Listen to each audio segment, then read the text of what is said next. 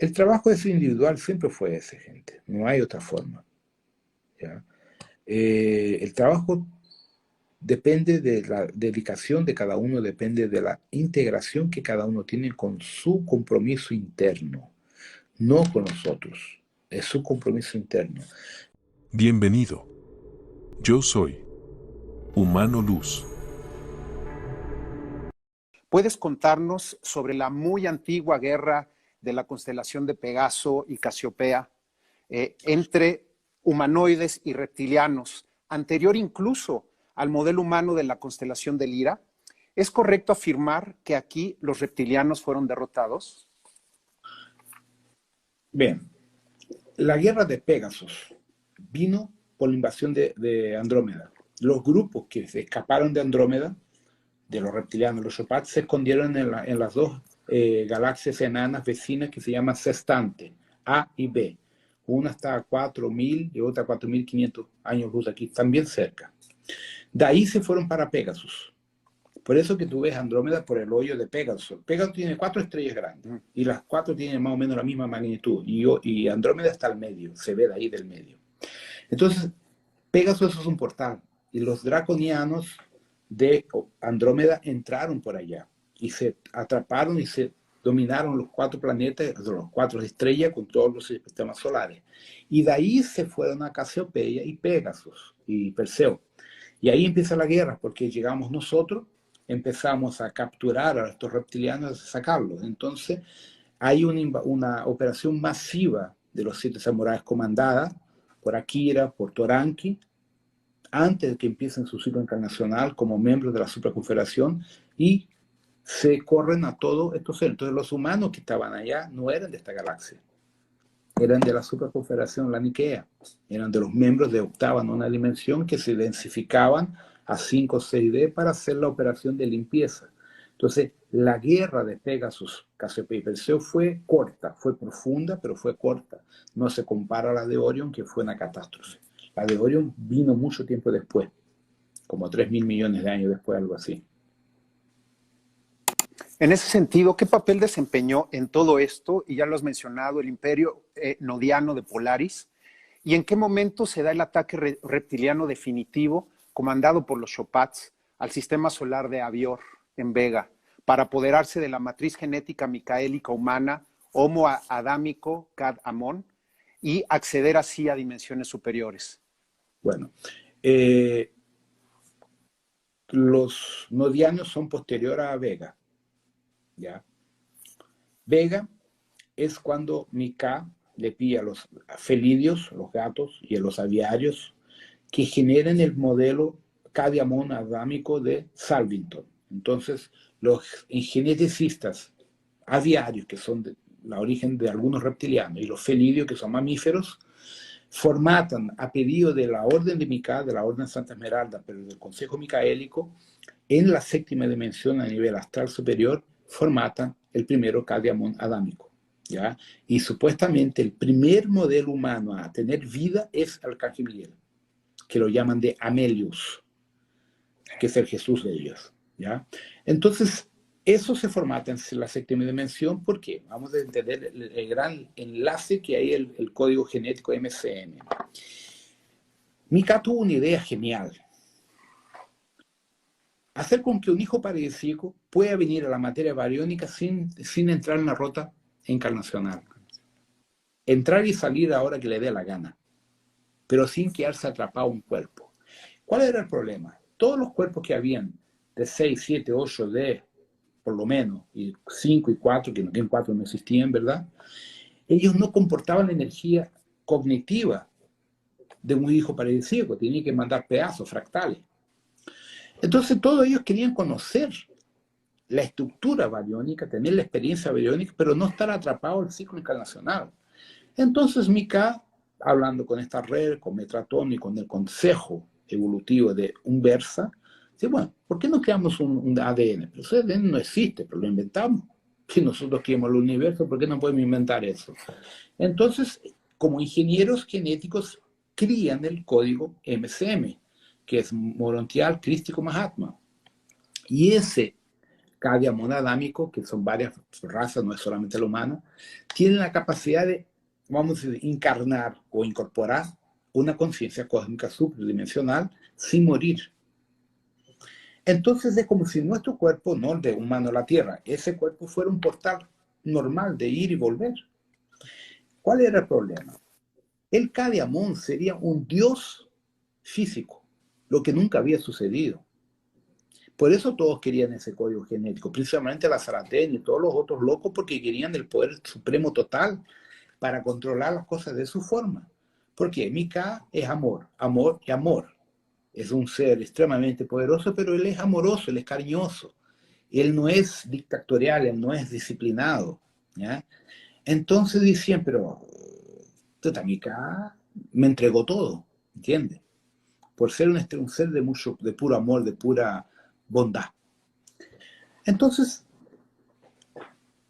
el Rasder, que es el que quedó en el lugar del jefe supremo de los Chopats que ya lo mató, que es un hijo parecido cuaternario de cuarto gradiente, descendiente de Zaratén, tuvo la idea de raptar. Pero cuando hacen el rapto, la forma biológica humana, Cadiamón ya estaba en 5D, porque el proceso fue inverso, venido de arriba para abajo, porque lo querían colocar en 4D, para tener la conciencia en 4D, no solo en 6, en 7, en 8. Entonces el cuerpo en Lira, en Avior, estaba siendo densificado a cada 3, 4 ciclos encarnacionales, o sea, generaciones, para poder llegar a una fisicalidad que era inédita. ¿Quién estaba en esa fisicalidad? Los reptilianos y algunos aviarios, ni los felinos estaban en ese nivel. Entonces no había cómo impedirlos, porque ellos estaban libres en la galaxia en ese momento. Entonces atrapan al planeta Dior con los humanos y al planeta Apsi con los apicianos, que es de Metratón. Y los aprisionan y esclavizan a todos y empiezan a hacer experiencias genéticas. Cuando el consejo se da cuenta, avisa a los 7 samuráis y ahí Onara hace el rescate. ¿Ya? Entonces, los nodianos son una de las 49 castas que son rescatadas y largadas en otra línea de tiempo. Entonces, ahí viene una cosa curiosa, muy curiosa. Onara, cuando dividió las 49 castas humanas, las 78, no las dejó en la misma línea de tiempo. Las dividió en líneas de tiempo diferentes. Entonces, los nodianos, los Nodia, existen técnicamente como civilización casi 3 millones de años, 350 millones de años antes de Vigalir existir. ¿Entiendes? Los llevó para el pasado, para que se pudieran fortalecer contra los reptilianos.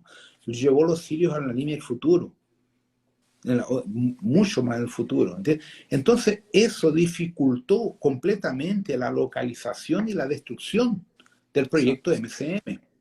Por eso que esos MCM sirvieron como base, pero ellos tomaron la decisión de ascender por la periculosidad que era tener un hijo parecido en el nivel 4D, 5D.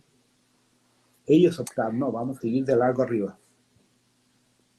¿Y cuál fue la motivación del comandante Onara para literalmente liberar a la humanidad residual que estaba destinada a ser aniquilada? Por amistad Mika, porque el proyecto de Mika se iba a la mierda. ¿Entiendes?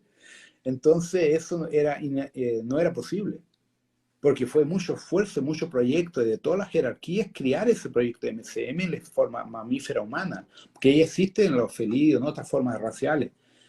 Yo escribiendo ahora tengo todas las informaciones, yo estoy escribiendo sobre eso ahora, ¿ya? Tengo todos los códigos genéticos, me pasaron, son no sé cuántos códigos Mika tiene, son una cantidad enorme, de cabeza no me acuerdo ahora. Pero ¿qué sucede? Entonces,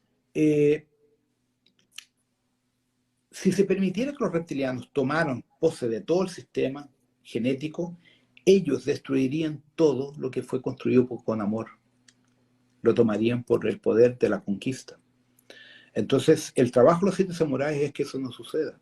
Por eso es que fuimos obligados a desintegrar a Zaratén y a los 7.200 huevones que estaban con ellos, dentro de una boya de cárcel. El problema fue destruido porque primero los atraparon en una boya. Consiguieron apresar una boya de Dakar casi 10 veces mayor que el sistema solar, ya donde tenía su imperio secreto. Ahí los siete samuráis fueron controlando. Y ahí el Halcón y Aslan entraron dentro de esa realidad dimensional y atraparon un campo neural a Zaratén. Pero Zaratén prefirió el confronto. Llegó un momento que no hubo cómo sostenerlo y desintegramos toda la boya de una forma hiperdimensional, incluyendo que cogemos las membranas branas, las cerramos, hicimos una integración molecular partiendo de la red neural espiritual de ellos. O sea, ellos fueron desintegrados de su propia supramónada de arriba para abajo. Algo que nunca había sido hecho en la historia. ¿Ya? Y eso fue otorgado por esta red. Esta red dijo, hagan lo que es necesario. Entonces la cosa, por eso que para las esferas cósmicas, lo que sucedió es así, nunca eso sucedió, ¿entiendes? Es algo inédito. Entonces la cantidad de seres que están acojonados y con miedo de lo que viene por delante, que nadie sabe lo que viene por delante, porque uno está haciendo una convergencia de las líneas paralelas del tiempo en un punto único, que es la imposición de la ley. La ley se va a cumplir, o sea. Y quien no cumpla la ley, muerte cósmica. Acabó la jugarreta. A De estas nosotros, 78, ajá, a nosotros nos cuesta disculpa. tiempo. O sea, por ejemplo, nosotros siempre hablamos que el 2026 era un límite para la Tierra. La Agenda 2030 está manipulando eso, ¿ya? Para que, o sea, ¿qué hicieron ellos? Para que lo entiendan de una forma bien directa. Máquinas del tiempo, Filadelfia, Montauk, la campana de los nazis, el HLC, el colisor que tenemos en Suiza y otros más que hay por ahí, secretos. Ellos viajan en el tiempo y cambian la realidad, alteran, generando paradojas temporales. Esas paradojas están haciendo con que no haya el salto cuántico, que la humanidad no despierte, que no haya el efecto borboleta, mariposa, que es el despertar de conciencia. O sea, y están impidiendo de todas maneras que se resete el supercomputador cuántico que nos tiene atrapados para que los cuerpos criogénicos no puedan despertar. Entonces, todas esas manipulaciones para mantenernos completamente idiotas al sistema, ¿ya? Y eso es la gran guerra. Entonces, ese es el papel de las semillas estelares que todos hablan, Eso. que es venir aquí y modificar y arreglar las mallas temporales. Pero ¿cuál es el problema? Que la mayor parte de las semillas estelares se perdieron, se cagaron. El 80% o el 83% más o menos de las semillas estelares encarnadas se fueron a la mierda. Que son usuarios de esa hueá, ¿ya? Y son partidarios políticos. No es función de una semilla estelar tener partidos políticos, y hoy todos tienen. Y la mayor parte que le hicieron toda la lavaje cerebral, de la esclavitud, todo el rollo. Entonces, para el comando estelar, la semilla se ha tornado un fracaso, porque ¿cómo tú cagas una semilla? Desde chico, dale azúcar, dale dulce, dale todo, que desestructura la plasticidad neurológica. Tú mismo sabes que en México la gente toma y no toma agua. Entonces, para quien no sabe, una lata de esa cuestión tiene 16 cucharas de azúcar. Nosotros somos químicamente dependientes del azúcar a nivel mundial, que te meten el azúcar en todo. Entonces, la función real del azúcar es desactivar la conexión neurológica con el plan mayor. Entonces, las semillas también, que era un buen plan, ya no es más. Si la gente piensa que los draconianos son idiotas, no son idiotas, son mucho más inteligentes que nosotros. Y ellos planean las cosas al tiempo.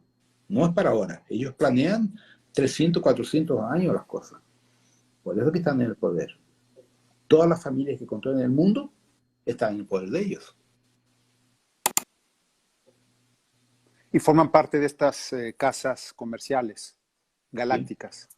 Galácticas, claro. Y hay una fecha límite, porque se dice que hay también más semillas estelares que han llegado para, digamos, suplir a aquellas semillas estelares que se han quedado Que en se el camino. perdieron, claro.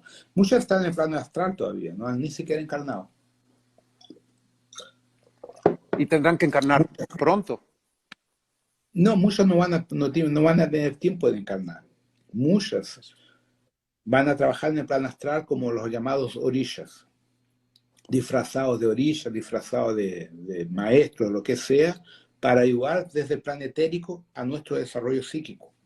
Por eso ahí viene la importancia de nuestro anclaje. El anclaje que yo enseño, que yo conecto con ustedes, te conecta a las semillas estelares etéricas, que son llamadas de orisha, lo que quieran, para el trabajo de sustentación planetaria. ¿Ya? Entonces, por ejemplo, una gran parte de la resistencia pleidiana intraterrena ha tenido graves problemas, porque se trabajan junto con los acturianos, resistencia pleidiana y grupos de Orion. Pero ellos no respetan la cadena de comando del comando siriano, canopiano, ¿ya? Que tiene mucho más experiencia que ellos. Entonces eso también fue otro problema interno dentro de la resistencia pleidiana a nivel intraterreno, con los problemas con Agartha, Shambhala a nivel de una programación de comando efectiva. Hay problemas. Es igual que tú cuando ves en Estados Unidos que hay una competencia entre la Marina, la Aeronáutica, el Ejército, los SEALs. Hay una competencia entre ellos. Y esa competencia dentro de la resistencia no favoreció a los procesos de nosotros. Por eso es que la NOM tomó el poder tan fácilmente. Se infiltró en todos los lugares. Quiero darle un pequeño giro a nuestra conversación y nos puedes contar, como seguramente nunca antes había sido relatada hasta ahora, la leyenda original del Cristo Amelius, que ya lo aludiste hace un momento, antes de haber sido manipulada por sectas y religiones con fines devocionales, de control y poder en lugar de ascensionales, no solamente en la Tierra, sino también en otros lugares de nuestra galaxia. Sí. Bueno, Amelio fue Miguel, igual que Jesús fue Miguel, ¿cierto? En Toliman, Miguel fue Astar Sheran. Entonces hay que entender lo siguiente, antes de entrar en ese detalle. Miguel es un trono, no es una persona, no es una conciencia, es una autarquía cósmica que es una falange de Mika. Tú tienes Miguel Han, Miguel Atón, Miguel Lat, Miguel Saf, son 12 Migueles. Cada Miguel es una frecuencia específica que viene de Mika. ¿Ya? Entonces, cada Miguel de ese actúa en un cuadrante cósmico y tiene una función, una misión. Entonces, cuando se formató el proyecto K-Diamond, de Mika, obviamente, él generó un fractal de su conciencia que encarnó como Amelios. ¿Ya? Entonces, no es que el Miguel entero bajó, no, un fractal de él, de esa energía, para tener la experiencia en 7, 6 y 5D. Y generar las bases del proyecto humano. Él vivió un ciclo de vida de ellos, la vida de ellos son que eran como 300 años de ellos, 300 años de ellos, cada año de ellos, para nosotros eran como casi 500.000 años más o menos. Entonces vivió mucho, ¿no? Entonces después ascendió y dejó las bases de la cultura, las leyes, la propuesta, ¿cierto? Cuando empiezan las interferencias reptilianas, la polaridad, todo el rollo, el proyecto original de que los hijos paradisíacos pudieran entrar a la fisicalidad no se concretizó como se quería. Y era un riesgo. Imagínense si te meten atrapado a un hijo paradisíaco y le acceden su red neural, llegan directamente a la fuente que todo es, por el entrenamiento cuántico. Si tú abduces a un hijo paradisíaco que está en un cuerpo físico y tiene esa tecnología que la tienen, tú llegas a la esencia, al ámago de esa conciencia y tienes acceso a todos los códigos, a toda la estructura de la creación. Entonces, como hay varias cepas distintas de hijos paradisíacos, nadie quería arriesgar eso. Entonces, Mika abortó el proyecto hasta que la cosa se resuelva. Entonces, hubo una intervención allá arriba en el MCM para evitar una catástrofe. Entonces, ¿qué se sucedió? Cuando la forma Onara rescata esas 49 grupos, los separa, se queda en el inconsciente humano el concepto del Cristo cósmico, de Mika, como Amelios y con otros nombres que después se le fue dando. Entonces, eso representaba que la fusión cognitiva de que cada uno de ellos desciende de un Cristo cósmico, de Dios. Eso está en el inconsciente del código MCM. Por eso es que para nosotros en la Tierra Jesús es tan importante, pues, como para el pueblo del Oriente es Gautama, porque Gautama es un Cristo cósmico, Jesús es un Cristo cósmico, ¿cierto? Entonces, ¿lo que es un Cristo cósmico? Un fractal de Mika, usando un cuerpo y una conciencia en diferentes planetas y en la Tierra en diferentes líneas de tiempo. ¿Bien? Entonces, ¿quién está por detrás de Gautama? Mika. ¿Quién está por detrás de Jesús? Mika. ¿Quién está por detrás de Maitreya? Mika. Pero en diferentes épocas y cuerpos distintos, ¿cierto? Entonces, cuando la situación se tornó crítica, se abortó el proyecto original hasta que se equilibrara la dualidad y las polaridades de cada grupo. Entonces, los que tenían el poder formataron las religiones, los dogmas, para controlar el inconsciente en 4 y 5D, formatando de esa forma el miedo, la culpa, y eso lo metieron en los supercomputadores como padrones de karma o de dharma, y es lo que hicieron con nosotros aquí en la Tierra. Nos metieron un montón de religiones y dogmas para impedir nuestra conexión con la fuente. Eso fue hecho en Pleiades, fue hecho en algunos mundos coloniales sirianos, de Orión, en varios lugares, y eso fomenta la dualidad, fomenta la polaridad y las casas de comercio cada vez con más poder. Porque quien vive dentro de una casa de comercio de esa estructura jamás asciende. No es permitido la ascensión. Porque si tú asciendes, dejas esa sociedad y ya no funcionaría más. Entonces, ¿qué sucede? Si todos vuelven a su fuente, la realidad física deja de existir. Eso no puede ocurrir. Entonces tienen que mantener eso atrapado dentro de religiones y dogmas para que la gente no pueda salir del sistema.